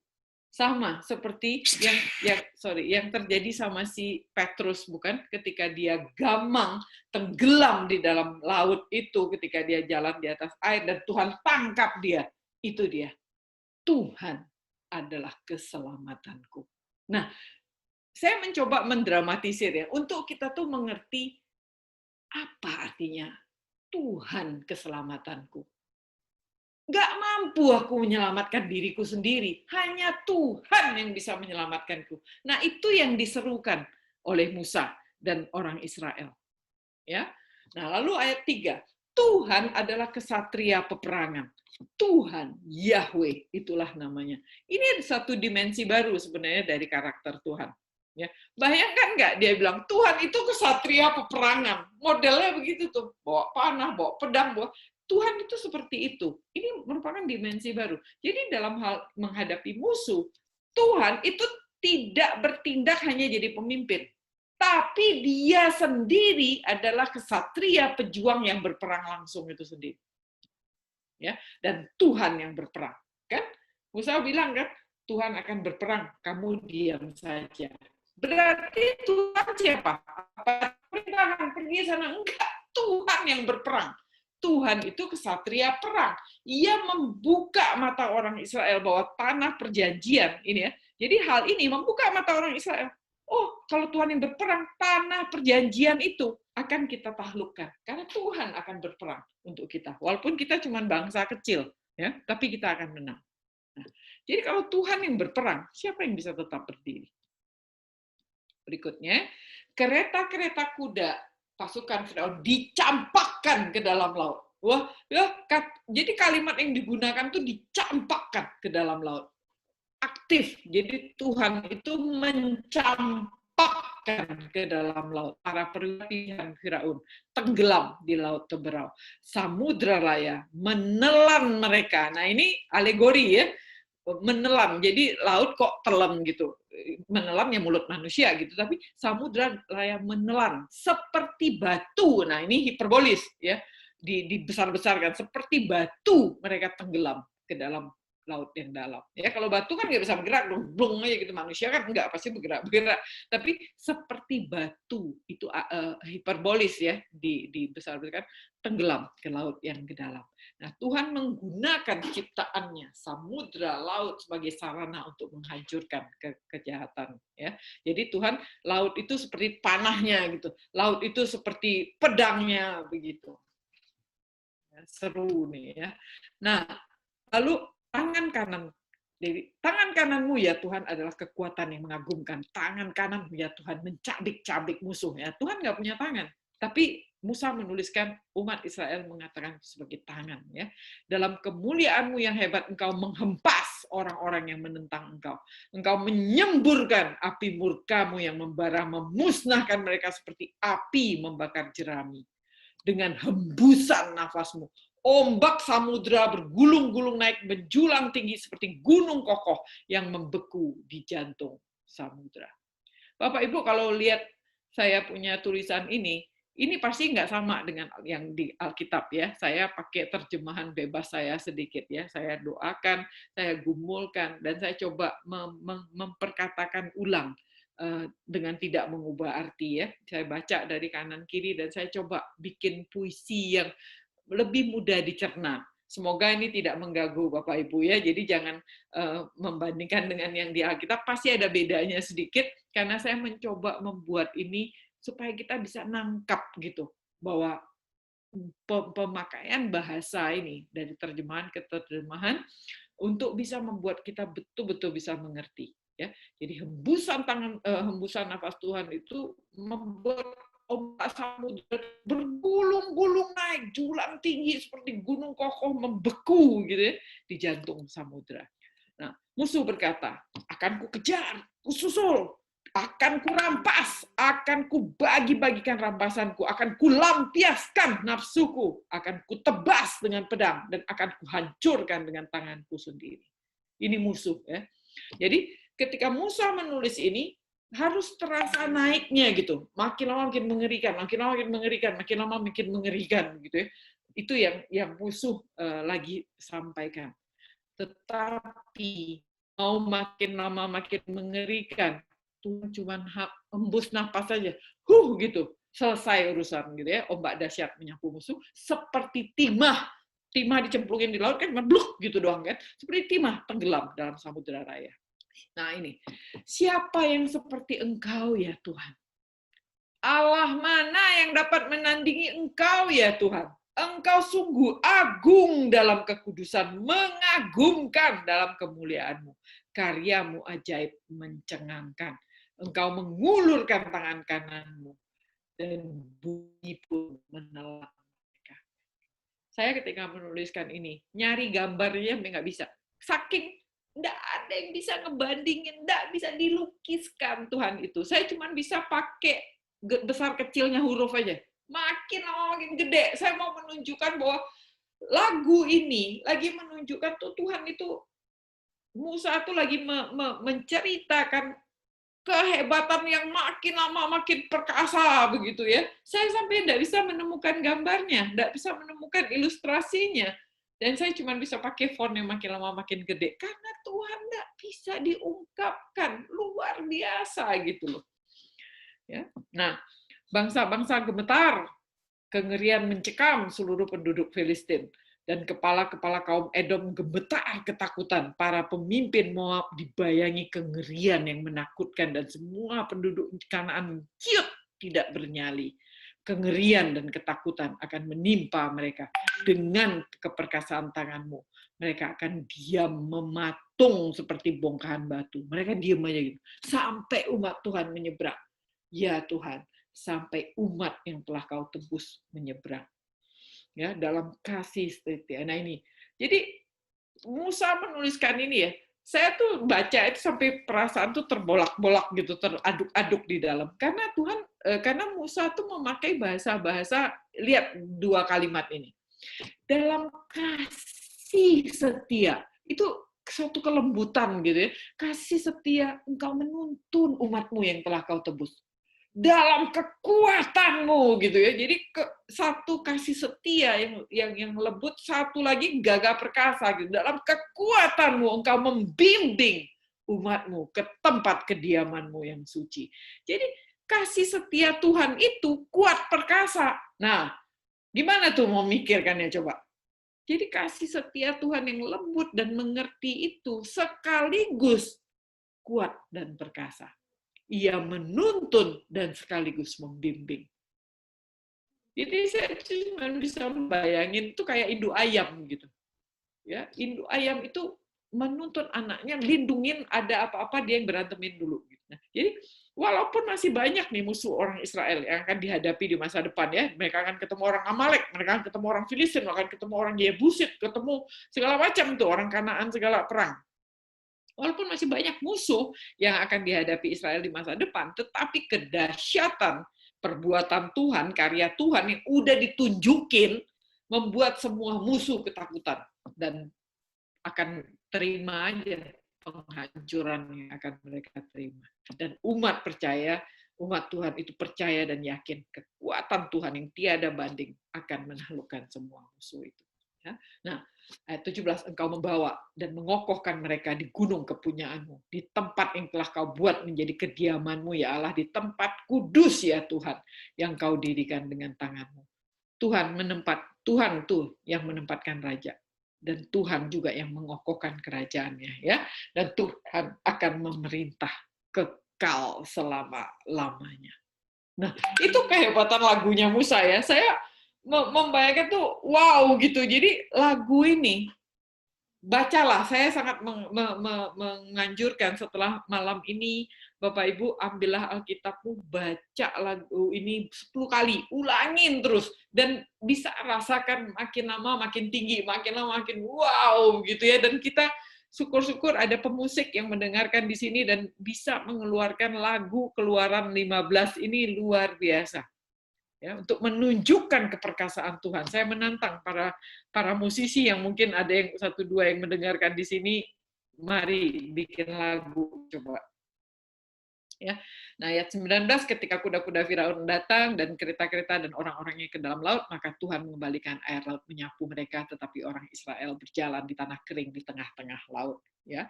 Tuhan menggunakan laut sebagai sarana untuk menghancurkan kejahatan. Dan melalui penghancuran ini, Tuhan menang, menghadirkan shalom, menegakkan kembali keteraturan dan ketertiban. Ingat ya, shalom baru bisa terjadi ketika kekuasaan jahat itu dihancurkan. Jadi Tuhan harus hancurin nggak? Tuhan harus hancurkan. Jadi kalau orang bilang, kok Tuhan katanya kasih, tapi kok bunuh orang? Terpaksa. Kalau untuk menghadirkan shalom, kejahatan harus dihancurkan. Tuhan kasih kesempatan bertobat. Nggak mau bertobat juga, Tuhan kasih tulah, sampai 10 kali nggak juga mau bertobat. Ya, sekarang orang Israel dikejar lagi. Tuhan terpaksa hancurkan untuk shalom itu bisa hadir. Ya, karena Allah kita adalah Allah yang shalom. Dia membuat kekacauan dunia, bumi ini tidak berbentuk. Bumi ini kacau dan Tuhan bentuk bumi. Jadilah cakrawala, pisahlah langit dan air di atas dan air di bawah. Terjadilah langit, terjadilah samudra. Begitu kan? Tuhan membentuk, memisahkan daratan dari laut. Dan Tuhan membentuk dan Tuhan mengatur dengan tertib. Ya, hari pertama jadi apa, hari kedua apa, terus dengan teratur dan tertib. Tuhan membentuk tubuh manusia. Ketertiban yang ada di dalam tubuh kita ini mengagumkan. Nah, itu Tuhan. Tuhan menghadirkan shalom. Tuhan menghadirkan keteraturan dan ketertiban. Jadi kanker harus dibuang. Ya, kejahatan-kejahatan yang terjadi di dalam tubuh kita yang tidak benar-benar harus dibuang semua. Ya, lemak-lemak yang tidak diperlukan yang menyebabkan stroke, sakit jantung segala macam, buang semua. Nah, itu adalah kejahatan-kejahatan yang dilakukan. Untuk menghadirkan shalom, Tuhan harus hancurkan itu. Ya, nah, sehingga Yehovah Shalom, the Lord is peace. Karena Tuhan itu akan mendatangkan shalom, dan untuk mendatangkan shalom, kejahatan harus dimusnahkan. Nah, ayat 20, lalu Miriam, Nabiah itu saudara perempuan Harun, ambil rebana. Dia tampil menari gitu ya, di depan tampillah semua perempuan mengikuti dia memukul rebana serta menari-nari. Jadi mereka pakai alat bantunya rebana. Nah, dari mana rebana? Mungkin itu adalah culture, kebudayaan ya. Jadi tidak ada urusan sama ibadah, mungkin karena dulu tuh mungkin mereka juga suka menyanyi di Mesir juga mungkin menyanyi, tapi bukan untuk beribadah gitu, tapi untuk mungkin kultur ya, budaya. Nah, dan menyanyilah Miriam memimpin mereka, bernyanyilah bagi Tuhan, sebab ia telah menang dengan gemilang. Kuda dan penunggangnya telah dilemparkannya ke dalam laut. Nah, kesimpulan kita hari ini. Satu, yang harus diingat adalah tujuan ibadah. Jadi tujuan ibadah adalah memuliakan Tuhan dan menikmati selamanya. Mari kita mengenal Tuhan, mari kita bergaul dengan Tuhan. Setelah kita kenal, harusnya kita percaya pada Dia dan mematuhi perintahnya dengan sukarela. Ya, kalau kita nggak kenal, gimana mau percaya? Ya. Nah, dan menjalankan kehendaknya. Orang yang misalnya mendengarkan Bible study kita malam ini gitu, yang mungkin ada beberapa ibu bapak yang tidak kenal saya secara pribadi, tapi kebanyakan mungkin bapak ibu yang ikut kelas ini kenal saya secara pribadi. Bagaimana kalau kelakuan saya umpama atau apa yang saya kerjakan ini tidak bisa dipercaya gitu, bapak ibu nggak kenal betul-betul, bagaimana bisa percaya? Tapi bapak ibu yang mengenal bisa tahu dan percaya dan bisa patuh kalau diperintahkan begitu ya. Kalau kepercayaan itu sudah ada dan kepercayaan itu datang dari pengenalan. Jadi kenallah dulu, percayalah dan patuhilah dan jalanlah kehendaknya Tuhan. Ya. Dan yang kedua adalah bagaimana ibadah itu selain memuliakan Tuhan, tugasnya adalah menguduskan sesama, membangun manusia lain, edify orang lain ya. Jadi menguduskan orang lain membangun orang lain. Jadi di dalam ibadah komunal, kalau itu tidak terjadi, nah itu bukan ibadah namanya. Ya, jadi yang namanya ibadah itu begitu. Dan ketika kita bersama-sama menyembah, anugerah Tuhan itu turun, Roh Kudus itu turun, dan menjadikan kita para penyembah makin serupa Kristus. Makanya hidup itu harus ibadah, nggak bisa enggak. Kita, apa yang kita kerjakan itu harus menolong kita makin hari makin serupa Kristus. Dalam pekerjaan kita tuh makin hari makin kudus, makin hari itu makin bisa harus kita persembahkan kepada Tuhan. Bukan semakin hari semakin jahat. Ya, mutu kuat, muliakan Tuhan, kuduskan umat. Ya, ingat itu. Jadi tugas ibadah adalah muliakan Tuhan, kuduskan umat, mutu kuat. Nah, jadi 1 Korintus bilang begini, tidak tahukah kamu bahwa kamu adalah bait Allah dan bahwa roh Allah diam di dalam kamu? Jadi karena kita adalah bagian dari Allah itu. Ketika Allah menciptakan kita, dia bilang, baiklah kita menciptakan manusia. Dari mana? Dari dirinya. Sehingga di dalam kita, dalam bait Allah ini, ada roh Allah yang tinggal di dalam kita. Jadi ketika ibadah itu mestinya adalah sesuatu yang natural terjadi di dalam kita, karena kita adalah bagian dari Allah itu sendiri.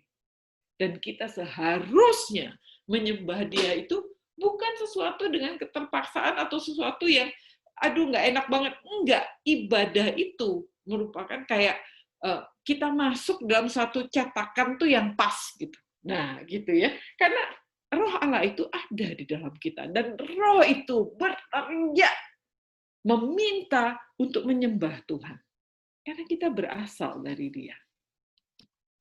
Ya, nah, jadi prinsip puji-pujian jemaat. Nah, ini karena saya belajar di teologi ibadah, saya sharingkan sedikit. Jadi kalau Bapak Ibu di sini yang aktif di gereja atau ikut dalam paduan suara gini, nah ini ada beberapa prinsip dalam puji-pujian jemaat. Jadi kalau kita mau menyanyi secara komunal, tolong lihat apakah penyanyian kita itu berpusat kepada Kristus, berpusat kepada Tuhan. Ya, jadi prinsipnya itu harus berpusat kepada Tuhan, pada Kristus, bukan kepada manusia. Lagu kita nggak boleh berpusat kepada manusia. Yang kedua, ya, puji-pujian itu berisi tentang kisah kasih Allah dari penciptaan sampai penciptaan kembali, dari creation to the crown, istilahnya, sampai nanti Tuhan Yesus datang sendiri. Apakah puji-pujian kita itu berisi ini? Atau cuma sibuk dengan kasih Tuhan mendekapku, Dia mengerti aku, Dia mengasihiku, Dia memberkati aku. Nggak ada kisah kasih Tuhan yang diceritakan tentang Allah yang menyelamatkan, Allah yang tadi kita pelajari di nyanyian Musa ini, Allah yang adalah keselamatanku, Allah yang menenggelamkan musuh, Allah yang menghancurkan, membuat musuh itu seperti timah masuk ke samudra, Allah yang membuat ombak itu dengan nafasnya menjadi gunung membeku di tengah lautan, dan seterusnya. Kisah kasih Allah dari penciptaan sampai wahyu, ya, penciptaan kembali nanti. Kita mati dan kita diciptakan kembali oleh Tuhan dengan tubuh dan bumi yang baru. Nah, itu yang harusnya keluar di dalam puji-pujian jemaat. Fungsinya apa? Mutu kuat, muliakan Tuhan, kuduskan umat. Isinya apa? Pujian dan pengagungan.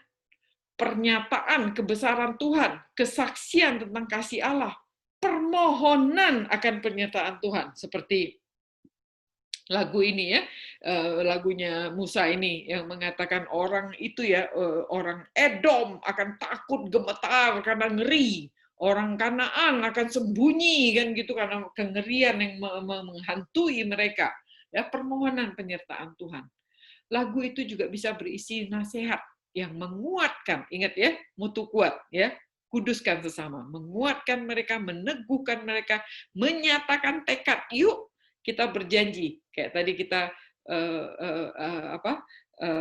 menyanyi yang pertama, tiap langkahku diatur oleh Tuhan, ya, menyatakan suatu pernyataan, dan tangan kasih-Nya membimbingku, dan menyatakan juga tekad kita, komitmen kita dan kemudian terjadi perubahan hidup, ya, transformasi dari perubahan hidup. Nah, jadi tujuan kita menyanyi adalah memuliakan Tuhan. Untuk itu, lagu itu harus integratif. Apakah itu berasal dari firman Tuhan, berisi pujian, pengagungan, tekad, keputusan, janji atau komitmen, dan membangun jemaat. Peneguhan yang menguatkan jemaat, menghibur, mengingatkan jemaat, dan partisipatif. Jadi kalau nyanyi bareng-bareng itu harus partisipatif, bisa nyanyi bareng-bareng gitu ya. Jadi kalau lagu baru, latihanlah dulu supaya nggak waktu nyanyi liturgosnya aja yang bisa nyanyi, yang lain diem. Lalu kalau nada-nada sulit, ya dibantu dengan paduan suara. Nah, itu tujuannya paduan suara ya. Lalu kita menyanyi bersaut-sautan, misalnya solois, choir, sama jemaat. Jadi, pujian komunal itu bukan bersifat pertunjukan. Yang di depan nyanyi, jemaatnya nonton, tepuk tangan, gitu ya. Enggak begitu. Ya. Jadi, ini bukan pertunjukan atau performance, atau sekedar luapan emosi sesaat, curahan hati pribadi dengan irama yang semua orang nggak ngerti, suka-sukanya main musik, ya, nyanyi sendiri, meremata sendiri, meremelek sendiri, dan nggak dimengerti. Nah, pemimpin ibadah bukan sebagai MC, tetapi sebagai imam. Ya, Anda membawa umat kepada Tuhan, ya, dan mewakili Tuhan kepada umat. Nah, bentuk pujiannya bisa saja him, bisa saja mazmur, bisa saja syair rohani dengan nada-nada kontemporer, tidak masalah. Ya, ketika Tuhan berkenan kepada lagunya Musa, nyanyian Musa yang kita catat di sini, tidak dicatat lagunya model kayak apa, nadanya, notnya bagaimana, nggak ada catatannya di sini. Yang ada di sini adalah isinya, kata-katanya di sini. Notnya bagaimana? Nyanyinya di sini cepat, di sini lambat. Ini berhenti dulu. Ini perempuan, ini lelaki. Nggak ada. Penting nggak? Kalau saya bilang nggak penting. Yang penting adalah isinya apa. Nah, semua sarana, not itu, nada, segala macam itu harus mestinya menguatkan isi ini agar orang mengerti. Nah, itu fungsi dari musik. Ya, jadi bukan musik itu sendiri, karena itu adalah sarananya. Nah, sarana ini harus dipakai untuk menyampaikan isi hati Tuhan. Nah, itu yang harus berhati-hati ya. Jadi kalau kita menyembah Tuhan harus dengan roh dan kebenaran. Karena Tuhan kita adalah roh. Jadi akan tiba saatnya dan sudah tiba sekarang bahwa penyembah-penyembah benar akan menyembah Bapa dalam roh dan kebenaran. Sebab Bapa menghendaki penyembah-penyembah demikian. Allah itu roh. Dan barang siapa menyembah dia, harus menyembahnya dalam roh dan kebenaran. Musa dan umat Israel nggak pakai latihan. Dia bisa nyanyi bareng gitu. Baru habis kaget terus nyanyi gitu. Saking, wah begitu. Nyanyi. Tapi nggak pernah latihan bareng. Mau anak muda, kakek nenek, semua nyanyi. Dan nggak karu-karuan, mungkin nggak tahu juga. Tapi Roh Kudus saya percaya ada di situ. Dan Tuhan berkenan dengan puji-pujian ini. Karena Allah itu adalah roh dan kebenaran. Ketika hati memuji dia dengan roh, dengan kebenaran itu sendiri, dan diungkapkan karakter Tuhan itu, pribadi Tuhan dan karyanya itu dengan benar, Tuhan berkenan. Ya, nah ini dia. Jadi lagunya Musa ini luar biasa gitu dan heboh banget. Gitu. Nah, untuk paduan suara, catatan sedikit, sama tujuannya kembali sama, memuliakan Tuhan. Ya, jadi memastikan bahwa pujian, pesan pujian dari Tuhan itu bisa dimengerti dengan jelas oleh jemaat, untuk seluruh jemaat. Jadi kalau paduan suara nyanyi, yang dipastikan itu adalah ngomongnya itu, kata-katanya itu nyampe ke jemaat. Jadi banyak ibu-ibu tuh yang suka nyanyi seriosa gitu ya. Entah apa yang dinyanyikan nggak tahu, nggak bisa terdengar. Apalagi kalau sound systemnya kacau balau gitu. Yang tahu tuh cuma nadanya doang, apa sih, ngomong apa sih. Apalagi kalau menyanyi dalam bahasa Latin gitu, nggak ada satu orang pun yang mengerti gitu kan. Apaan gitu, nggak ada gunanya. Ya, jadi pastikan pesan pujian itu dimengerti seluruh jemaat. Nah, seharusnya mendukung dan sejalan dengan firman Tuhan yang akan dibagikan. Dan paduan suara itu bertujuan mempersembahkan satu suara terbaik buat Tuhan. Ya, maksudnya kalau dalam membangun jemaat harus melibatkan jemaat untuk memuji Tuhan, tidak mendominasi. Ya, jadi paduan suara itu membantu jemaat yang tidak bertalenta menyanyi atau yang bersuara pelan atau fales itu disatuin suaranya gitu dan sama-sama menyanyi buat Tuhan. Jadi paduan suara itu bukan pertunjukan dan jemaat bukanlah penonton. Ya, jadi banyak ibu-ibu paduan suara, wah sasakan rambut dulu, ke salon dulu, begini begono dulu karena mau show gitu kan. Anak sekolah minggu tampil di depan, ibunya sibuk jepret-jepret foto segala macam dan seterusnya. Ini bukan pertunjukan dan jemaat bukan penonton. Ya, jadi harusnya paduan suara itu harus ada di belakang. Seperti teman-teman kita, saya sangat appreciate ya, gereja Katolik banyak kan paduan suara ada di samping atau di belakang. Harusnya begitu. Ya, paduan suara harusnya merupakan bagian dari jemaat, disebar mestinya, dan membantu jemaat itu membulatkan suaranya. Ya, nah ini contoh di Bait Allah nih. Jadi kami pelajari ini bahwa paduan suara itu ada di sini. Di sini ini nomor 9, artinya the court of Israel. Jadi paduan suara itu berada di tengah-tengah orang Israel. Yang nomor 8 ini adalah the court of the priest ya. Ini tempatnya imam, ini tempatnya orang Israel yang nomor 9. Yang nomor 10 ini tempatnya perempuan ya. Jadi waktu zaman itu perempuan tuh bolehnya di pelataran ya. Setelah itu para lelaki Israel nomor 9 ini, lalu para imam, baru di sini altarnya Tuhan nomor 3 ini altar, baru di sini ruang kudus dan ruang maha kudus ya. Jadi penyanyi itu, paduan suara itu, the singer itu ada di sini di platformnya itu artinya di tengah-tengah umat. Dia bukan tampil, dia bukan jadi performer gitu terus diliatin umat. Enggak. Ya, dia bersama-sama dengan umat untuk menghadap kepada Tuhan dan memuji Tuhan. Jadi terbalik arahnya. Paduan suara tuh ngelihat Tuhan dan memuji Tuhan. Kalau sekarang kita di gereja kan kebanyakan terbalik. Paduan suaranya ngadep jemaat gitu loh. Habis nyanyi tepuk tangan kan. Nah, ini salah total gitu ya. Karena dulu itu memang nggak seperti itu. Tapi sekarang gereja udah menjadi bagian dari entertainment. Nah, ini yang harus kita koreksi. Nah, saya kasih contoh ya. Lagu mana lebih kristosentris, yang lebih teosentris, yang di sebelah kiri atau yang di sebelah kanan ya. Contoh nih. Yang di sebelah kiri. Ini kan lagu ku di tanganmu, ku di hatimu, di pikiranmu, di rencanamu, tak pernah ditinggalkan, ku di tanganmu, ku di hatimu, di pikiranmu, di rencanamu, tak pernah ku sendiri. Itu bukan kristosentris. Itu kusentris. Contoh, lagu ini bagus loh. Saya suka lagu ini secara nadanya. Tapi setelah direnungkan kembali, loh kok lagu ini ku melulu di tanganmu, di hatimu. Aku lebih penting dari Tuhan gitu kan. Nah, kita bandingin dengan lagu yang kedua. Kasih yang terindah, hati yang termulia, hanya kutemukan di dalammu, Yesusku. Pujian dari hatiku, selalu di setiap waktu, tiada pernah berubah kasih-Mu, karya terbesar dalam hidupku, pengorbananmu yang selamatkanku, Engkaulah harta yang tak ternilai, yang ku miliki dan ku hargai. Yesus, Engkau ku kagumi. Ya, nah ini dua ekstrim lagu yang saya cuma kasih contoh, dan saya sangat berharap ini bisa menjadi inspirasi bagi Bapak Ibu semua untuk mulai ketika kita menyanyikan. Jadi bukan masalah lagu kontemporer atau bukan, ini himne apa bukan, tidak ya, tetapi mulai lihat kata-katanya.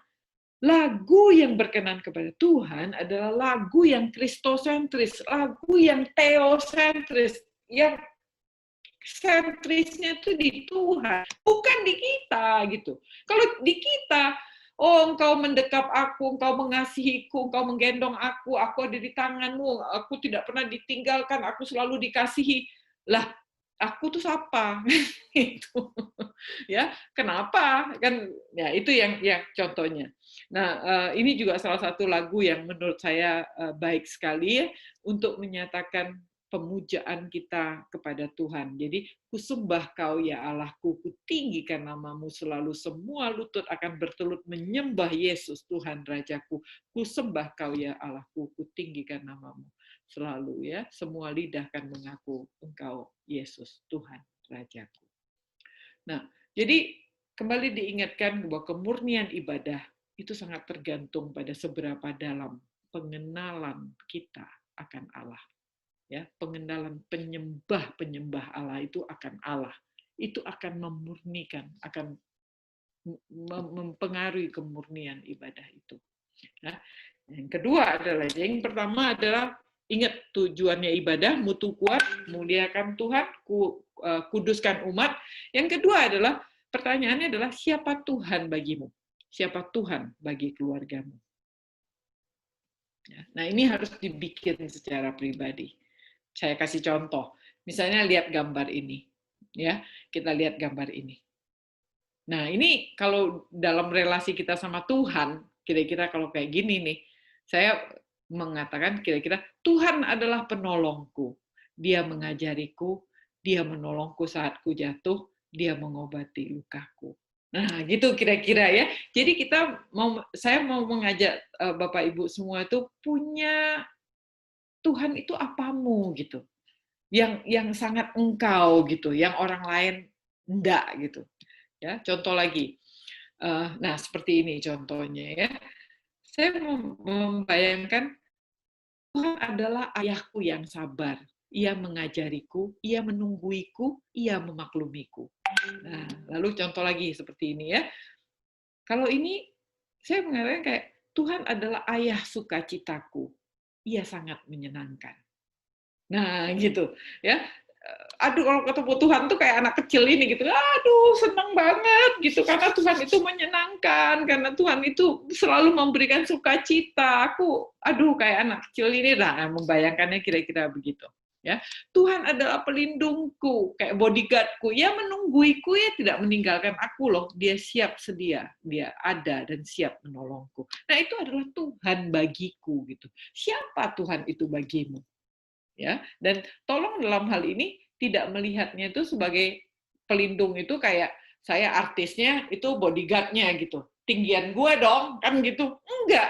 Kalau kita mengatakan Allah pelindungan itu adalah kita kecil, dia bapak kita, nah gitu. Jadi bukan gue artisnya tuh ada bodyguard gue di belakang ya, terus satpam gue, tolong ambil minum, tolong berkatin, tolong sediain ini, sediain pesawat ya, gue mau berangkat nih Tuhan, besok sediain tiket. Apaan gitu? Emang satpam? Nah, itu dia. Jadi bagaimana kita menempatkan, boleh saja mengatakan Tuhan pelindungku, Tuhan penolongku, tapi dia bukan satpam. Dia adalah ayah kita. Dia adalah bapak kita. Yang kita hormati, yang kita takuti, dan kita tahu, sometimes aku takut, aku punya bapak. Nah, gitu ya. Jadi siapa Tuhan bagimu? Jadi apa yang Allah harapkan dalam ibadah Kristiani ya. Jadi adalah ibadah yang berpusat kepada Allah itu adalah dari, oleh, dan untuk Allah Tritunggal. Ya. Dan yang Tuhan mau lakukan itu adalah Dia singkapkan dan kita respon. Ya, selalu ibadah itu begitu, penyingkapan Tuhan, ada respon dari kita. Dan itu menghasilkan transformasi hidup. Jadi slide terakhir saya adalah ini. Ya, yang Tuhan harapkan dari kita adalah terjadi perubahan hidup. Bagaimana kita bekerja, bagaimana kita bersikap, bagaimana kita lihat keluarga kita, bagaimana kita hormatin orang tua, bagaimana kita sayang anak. Ini berubah gitu loh. Karena terjadi transformasi itu dengan kesadaran akan pengenalan Allah itu. Murid-muridnya dari penjala ikan menjadi penjala manusia. Mereka tinggalin semua ikan itu. Mereka tinggalin itu perahu. Mereka kejar Tuhan Yesus. Mereka siap kemana saja sampai Petrus disalibkan dengan terbalik. Dan Tuhan izinkan penderitaan itu datang. Karena makin lama Petrus makin mengenal Tuhan. dan dia rela untuk lakukan apa aja dengan kenalannya kepada Tuhan yang makin lama makin bertambah. Semua murid Tuhan Yesus yang mati tua cuma Yohanes, yang lain nggak tahu, matinya ngeri-ngeri semua. Yang mati tua di Patmos cuma Rasul Yohanes. Itu pun terjadi untuk dia menyelesaikan kitab Wahyu dengan anugerah Tuhan. Nah, mari Bapak Ibu, saya mau ajak kita bangkit berdiri. Saya mau ajak kita berdoa. Saya mau minta kita bikin janji, ya. Jadi setiap akhir begini, saya mau mengajak kita untuk berjanji. Mari kita berjanji. Nomor 1, mengenal pribadi, karakter, dan karya Tuhan lebih dalam lagi. Jadi ada 3 hal ya. Pribadi Tuhan siapa? Apa sifat-sifatnya? Karakternya? Dan apa karya Tuhan di dalam hidupmu? Beda. Semua kita mengenal dengan cara yang berbeda. Itu tergantung penyikapan Tuhan kepada kita. Tetapi kita harus menyediakan diri untuk mengenal pribadinya, karakternya, dan karya Tuhan lebih dalam lagi. Nomor 2, setelah kita kenal pribadinya, karakternya, karyanya, mari kita memperkenalkan itu jadi kesaksian pribadi. Mengajarkan pengenalan ini kepada keluarga kita, pasangan kita, anak-anak kita, gereja kita, rekan kerja kita, dan masyarakat. Kalau saya tadi contoh kayak saya ya, sebagai orang marketing, sebagai istri pendeta, saya kasih tahu suami saya bagaimana Tuhan memimpin saya di marketplace, apa yang harus saya lakukan. Dan saya beruntung karena kami tidak punya anak, saya diizinkan untuk tetap melayani di marketplace. Dan kepada perusahaan ataupun seperti sekarang saya menolong beberapa company gitu ya, saya menyatakan dari awal prinsip cara bekerja dan apa yang akan saya perjuangkan. Dan untuk itu ada yang mau, ada yang nggak mau, ada yang menghina dan segala macam. Kembali saya bilang, Tuhan membiarkan, mengizinkan penderitaan itu nggak apa-apa. Karena kita tahu, kita berjuang untuk sesuatu yang Tuhan perkenankan. Dan it's okay. Saya Jehovah Jireh ya, Tuhan menyediakan. Yang ketiga, kita berjanji di dalam pengenalan kita, mari kita memuliakan Tuhan. Dan mari kita belajar mengasihi Tuhan dengan sungguh-sungguh. Dan yang keempat, mari kita belajar mengasihi sesama dan membangunnya.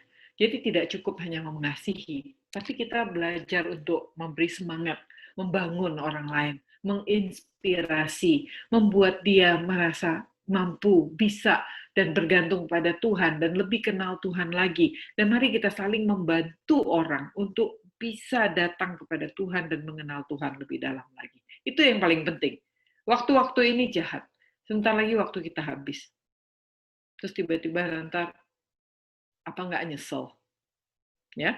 Dan yang kelima, mari kita mentransformasi hidup sehari-hari kita menjadi ibadah kepada Tuhan. Jadi kalau engkau bekerja, saya tantang. Bagaimana engkau bisa mengatakan bahwa pekerjaanmu itu adalah ibadah?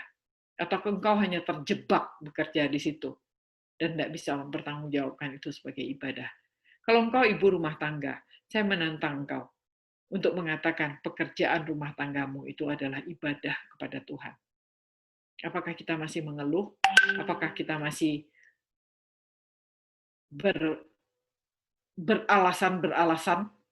Nah, bagaimana kita mentransformasi hidup sehari-hari kita sebagai ibadah kepada Tuhan? Mari kita tundukkan kepala dan kita berdoa kepada Tuhan. Saya ajak yang di rumah, kalau ada keluarga, boleh digandeng. Mari kita ajak keluarga kita untuk sama-sama datang kepada Tuhan.